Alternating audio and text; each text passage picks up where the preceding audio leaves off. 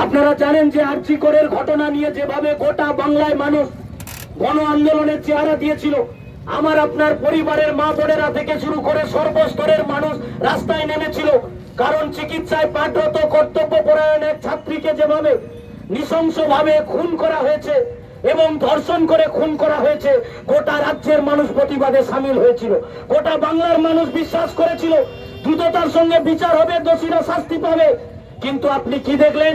সেই ঘটনায় যারা দুর্বৃত্তকারী, যারা দুষ্কৃতিকারী, তারা ভয় না পেয়ে একটার পর একটা ঘটনা দেখলেন। কি জয়নগরে দেখলেন একজন স্কুল ছাত্রী, আপনারা যারা চেহারাটা দেখেছেন তারা জানেন, অসহায় ভাবলেও অবাক লাগবে, ওই স্কুল ছাত্রীকে নৃশংসভাবে ধর্ষণ করে যেভাবে খুন করা হয়েছে।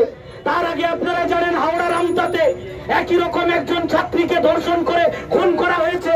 তারপরে আপনারা দেখলেন আমাদের জেলার পটাশপুর, যে পূর্ব মেদিনীপুর, যে মেদিনীপুর মা মাতঙ্গিনীর জন্য গর্ববোধ করে, সেই মেদিনীপুরের মাটিতে দাঁড়িয়ে আমরা দেখলাম পটাশপুরে এক গৃহবধূকে যেভাবে ধর্ষণ করে তার মুখে বিষ ঢেলে দিয়ে তাকে জীবন্ত মেরে ফেললো। যেভাবে এই ধর্ষণ এবং খুনের প্রতিবাদে সারা রাজ্য জুড়ে যেভাবে প্রত্যেক দিন নারী নির্যাতন, খুন, ধর্ষণ বাড়ছে, তার বিরুদ্ধে আজকের এই অবরোধ। আমরা বিনয়ের সঙ্গে করজোড়ে আবেদন করতে চাই এই ব্রজলাল চক এলাকার সর্বস্তরের মানুষের কাছে, আজকে যদি প্রতিবাদে আপনি সামিল না হন, তাহলে গতকাল আপনি দেখেছিলেন আরজি কর, তারপরে আপনি দেখেছিলেন হাওড়ার আমতার স্কুল ছাত্রী, তারপরে আপনি দেখেছেন কি না জয়নগরের স্কুল ছাত্রী, তারপরে দেখলেন পটাশপুরে আপনি দেখলেন একজন গৃহবধূ, তারপরে আমার আপনার পাড়ায় গ্রামের দিকে ওই জল্লাদরা এগিয়ে আসছে।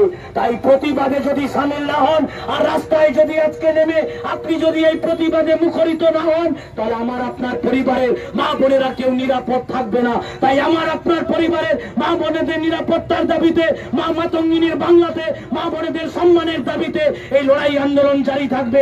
তাই আজকের এই প্রতীকী অবরোধে যারা আটকে পড়েছেন, আবারও আপনাদের সবার কাছে আমরা দুঃখ প্রকাশ করে আজকের এই অবরোধ কর্মসূচির কাজ আমরা এখানে শেষ ঘোষণা করছি।